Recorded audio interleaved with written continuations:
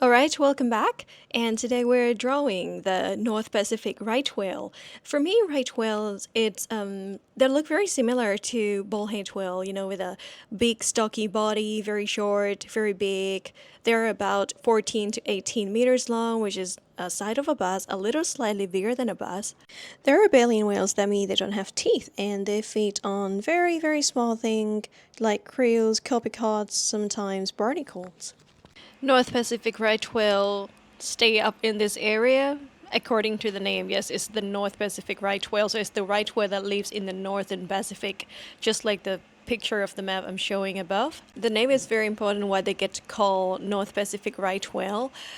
In the whaling era, back in the 1800 to 1900 something, the whales were hunted a lot, many kind of whales, including this right whale as well.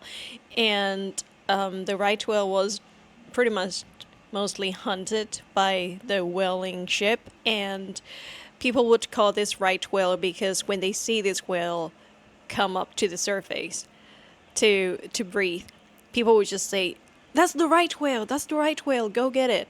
So that's how they got the name from. Because right whale, they swim very slow. They like to come out on the surface and they don't move really fast. They're not agile. That's why they got hunted easily. So basically, they got the name because they are the right whale to be hunted. Back then, whales were hunted because people wanted their oil, their meat, and their skin, their baleen, whatever in the body, their bone as well. Mostly they have oil that can make a candle and cosmetic, any sort of stuff, you name it. But you know that all whales, I'm not just talking about the right whale, but all whales, they have so much deep connections in the family, and they know loss, they know happiness, they celebrate, they mourn. And it's very sad if they lost somebody in the pot. They're gonna get very traumatized, just like human. So I would say in the whaling era, they must cried every day because some pot of whale might lose somebody in the pot or the member of the pot. Luckily, the whaling era stopped in early 1900 something, but in the present day, there are still some countries still hunt whale for meat consuming, just like Japan, for example, Norway, and Iceland. Where I think we should talk about something else about the right whale. Reach the sexual maturity around 8 for the male and 10 for the female, and they give calf every 3 or 4 years and one single calf. It is believed that right whale could live up to 70 years. 70 years, that is actually nearly a lifespan of a human, because we live to 70 years, 90 years, 100 years, right? But interestingly, a calf would stay with the mother for only about a year. So after the calf is born, it's going to be highly dependent on the mother, and the mother is going to nurse the calf with milk and feed the calf, teach the calf everything. But after a year, the calf gonna left. This is why we usually see right whale alone or in pairs, mother and calf, or sometimes I guess it's like companion, but not in a big pot. Have you ever wondered what the white part on the whales that I'm drawing right now you see on the chin, on the nose, and on the eyes? That looks a bit like big giant eyebrows. Actually, these are not barnacles. People might think they look like barnacles, but they are not. These are called callosities, which are the raised patch of hard skin that we also get it too. Like, imagine you get like that hard skin on your foot or on your fingers when you play a lot of guitar. But on whales, especially any right whales, they have small animals living in these callosity as well. Animals that living in whales' callosities are called cyamids. If you don't know what they look like, I'm showing the picture of it now right on the screen. For me, it looks like small krills or even shrimp. I don't know. Yeah, but they're very tiny, and they're not parasite, and they're not harmful to whales. They are just living on that part of callosities on whale, and just, ride a whale goes everywhere with the whales. But interestingly, these callosities has already present or being developed. Even the whale is still a fetus.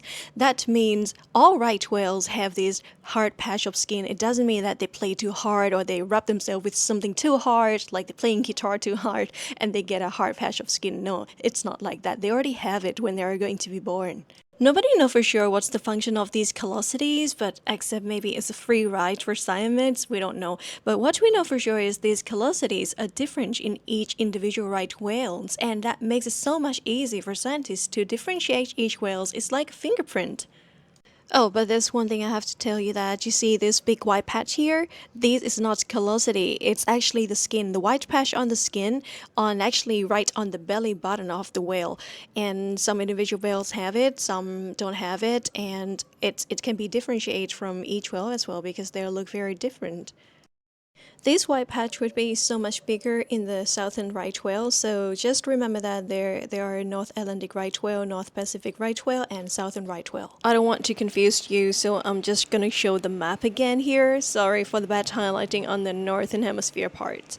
I did the highlight myself, but the original picture is from NOAA Fisheries. If you're interested, there are lots of information. Go check the website out.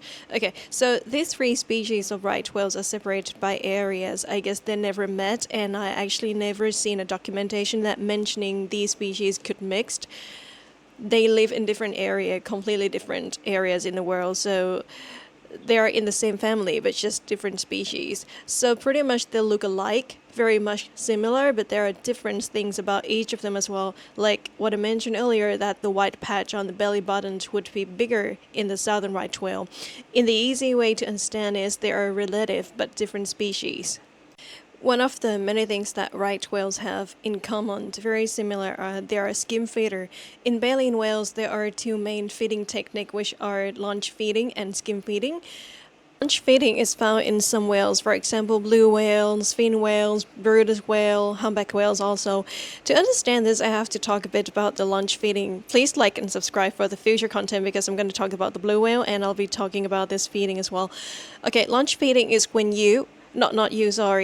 the whale open their mouth very wide and they're just gonna accelerate in full speed towards the group of prey like scuttlefishs, and it would require a big energy and it's like an explosive movement. You're just gonna accelerate, scoop the water, get the fish in the mouth. But skim feeding is the opposite.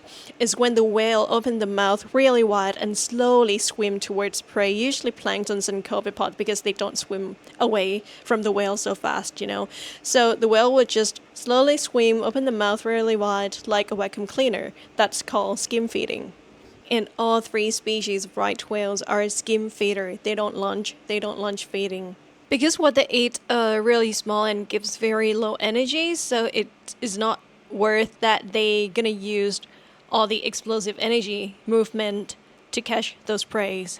And you might think, do I drink water? I'm actually answering this question to this video because I don't know where I should be talking about this. This is an answer for all the whales, not just the right whale.